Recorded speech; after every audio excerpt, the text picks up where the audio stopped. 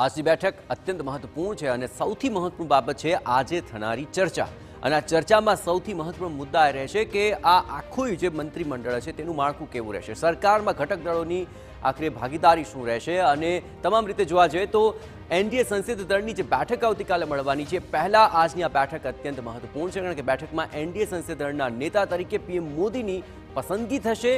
એટલું જ નહીં, સૌથી મહત્વપૂર્ણ મુદ્દો આ છે, એ સાથે સરકારે બનાવવાનો જે દાવો પણ આવતીકાલે જ કરવામાં આવશે અને આ તમામ દાવાઓ વચ્ચે સૌથી મહત્વપૂર્ણ બાબત એ છે કે એનડીએ નેતાઓની બેઠકમાં પીએમ મોદીના સમર્થનમાં એક પ્રસ્તાવ પાસ કરવામાં આવશે અને સર્વસંમતિથી એનડીએના તમામ પક્ષોએ નરેન્દ્ર મોદીને સમર્થન આપ્યું છે અને એનડીએના પક્ષો સાથે સમન્વય રાખવા ભાજપના 4 દિગ્ગજોને આ અંગેની જવાબદારી સોંપવામાં આવી છે અને અમિત શાહ, રાજનાથસિંહ, જેપી નડ્ડા અને પિયુષ ગોયલ તેમને આ જવાબદારી આખરે સોંપવામાં આવી રહી છે।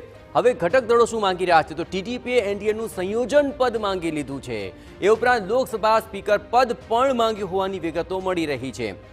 આ ઉપરાંત 3 મોટા મંત્રાલયોની પણ ટીડીપી માંગ કરી રહ્યું છે। આખરે આ માંગ ચોક્કસપણે હવે સંતોષાય છે કે કેમ તે જોવાનું રહ્યું। આ ઉપરાંત આંધ્રપ્રદેશને વિશેષ દરજ્જો આપવાની પણ તેમણે માંગ કરી છે। નાયડુએ પોતાના પુત્રને પ્રધાન પદ આપવાની પણ માંગ કરી લીધી છે। હવે જેડીયુની માંગની પણ વાત કરી લઈએ તો નીતિશ કુમાર જેડીયુથી 3 પ્રધાન પદ માંગ્યા છે। એટલું જ નહીં, રેલવે અને મહત્વના 2 મંત્રાલય આ અંગે પણ તેમણે માંગ કરી લીધી છે। એ સિવાય બિહારને વિશેષ પેકેજ આપવાની પણ તેમણે માંગ કરી જોઈ છે। આ તમામ બાબતો ચોક્કસપણે સ્વાભાવિક અને સંભવિત હતી। 2025ની વિધાનસભા ચૂંટણી નીતિશ કુમારના નેતૃત્વમાં લડવામાં આવે તેવી બાંહેધરી પણ માંગી રહ્યા છે। આ ઉપરાંત દેશભરમાં જાતિ આધારે વસ્તી ગણતરીની પણ તેઓ માંગ કરી શકે છે। બિહારને વિશેષ રાજ્યનો દરજ્જો આપવાની પણ માંગ કરી શકે છે। આ તમામ બાબતોને લઈને હવે જોવાનું રહેશે કે આ તમામ બાબતોનું શું થશે। હવે વાત કરીએ એલજેપીની। ચિરાગ પાસવાન અને જીતન રામ માંઝીએ પણ પ્રધાન પદ માંગ્યા છે।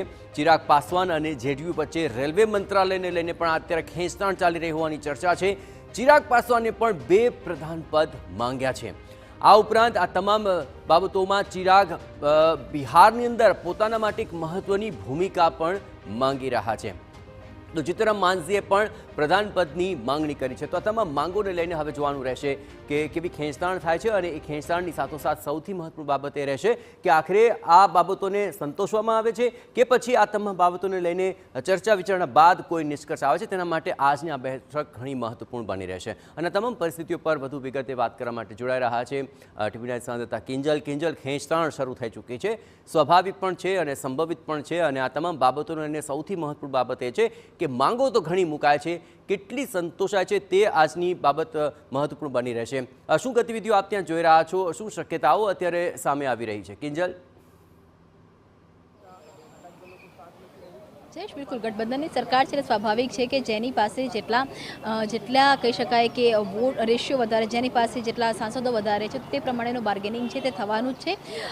પીએમ અથવા તો કહી શકાય કે ભાજપ માટે સૌથી અત્યારે કપરો સમય એટલે છે કેમ કે અત્યાર સુધી તેમણે મોટાભાગે જે અન્ય સરકારો હોય તેને તોડીને પોતાના તરફ લાવવાનો પ્રયાસ કર્યો હતો। હવે તેમને પોતાની સાથેના જે એનડીએના જેટલા પણ ઘટક દળો છે તેમને સાચવી રાખવાના છે અને એ જ કારણ છે કે આપ જો કે જેપી નડ્ડાના નિવાસસ્થાને વહેલી સવારથી બેઠકનો દોર છે તે ચાલી રહ્યો છે। લગભગ 1.5 કલાક જેટલો સમય છે તે થઈ ચૂક્યો છે। અહીંયા બેઠકની જો વાત કરવામાં આવે તો અમિત શાહ અહીંયા હાજર છે, તેની સાથે જ રાજનાથસિંહ અહીંયા ઉપસ્થિત છે, સંઘમાંથી દત્તાત્રેય હોસપલ અહીંયા ઉપસ્થિત છે અને જેપી નડ્ડાની ત્યાં આ જે પ્રયાસ છે તે કરવામાં આવી રહ્યો છે। પિયુષ ગોયલ થોડી સમયમાં આવે તે પ્રકારની વાત છે। પ્રયાસ એ જ ચાલી રહ્યો છે કે જેટલા પણ ઘટક દળો છે તેમાં સૌથી વધારે જેની પાસે સૌથી વધારે વીટો છે તે ઘટક દળ છે ટીડીપી અને નીતિશ કુમારનું જેડીયુ અને ટીડીપીની અંદર આજે તમામ લોકોની જે ફોર્મ્યુલા છે તે પ્રમાણે 4 સાંસદ દીઠ 1 મંત્રાલય છે તે માંગી રહ્યા છે અને તે જો ફોર્મ્યુલા ઉપર વાત કરવામાં આવે તો જેડીયુ અને ટીડીપી પાસે સૌથી વધારે મંત્રાલયની માંગ છે તે અત્યારે કરી રહ્યા છે। એટલે કે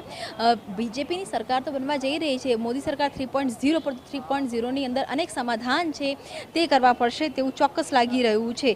અત્યારની જો વાત કરવામાં આવે તો ટીડીપી પાસે 16 સાંસદો છે, તેની સાથે જ એટલે સ્વાભાવિક છે કે 4 સાંસદ દીઠ એક મંત્રાલય છે તે માંગી રહ્યા હોય એટલે 4 મંત્રાલય છે તે ટીડીપી માંગી રહ્યું છે.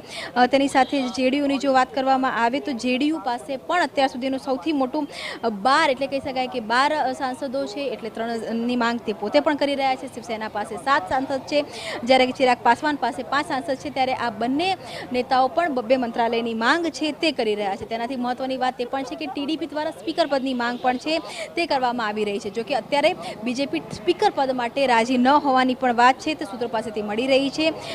જેડીયુની વાત કરવામાં આવે તો જેડીયુ દ્વારા ડેપ્યુટી ચેરમેનની પણ વાત છે તે મૂકવામાં આવી છે, જેની પર પણ અત્યારે સહમતિ છે તે સાધવામાં નથી આવી. અને તેની સાથે જ જો નીતિશ કુમારની વાત કરવામાં આવે તો નીતિશ કુમારે આગામી વિધાનસભાની ચૂંટણી બિહારમાં આવી રહી છે તેમાં પોતાનો મહત્વનો રોલ માટેની વાત કરી છે. જાતિગત સમીકરણોને આધારે વસ્તી ગણતરી થાય તે પ્રકારની પણ વાત છે તે કરવામાં આવી છે. અને જે મંત્રાલયની વાત કરવામાં આવી રહી છે તેની અંદર રેલવે છે, સડક પરિવહન છે, તેની સાથે જ કહી શકાય કે ખાદ્ય અને ખોરાક છે, આરોગ્ય છે, શિક્ષણ મંત્રાલય છે, વિત્ત મંત્રાલય છે. આ તમામ જે મહત્વપૂર્ણ મંત્રાલય છે તેના પોર્ટફોલિયોની વાત છે તે કરવામાં આવી રહી છે.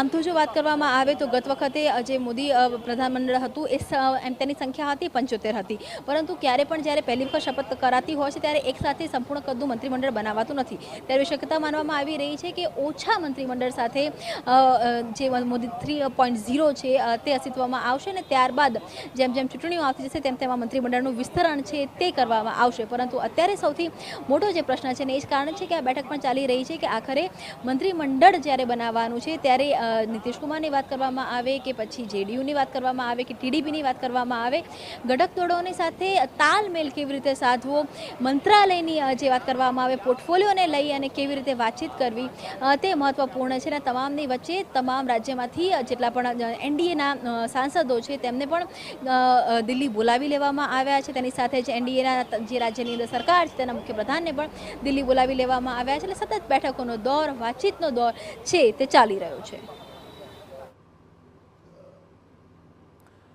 આભાર કિંજલ, તમામ ગતિવિધિઓ પર આપ નજર રાખતા રહેજો. તો માંગ સૌ કોઈ મોટી કરી રહ્યા છે અને હવે તેને લઈને માંગ સંતોષાય છે કે પછી કોઈ વચલો રસ્તો કાઢવામાં આવે છે, આ તમામ બાબતોનો મદાર આજની આ બેઠક પર રહેલો છે.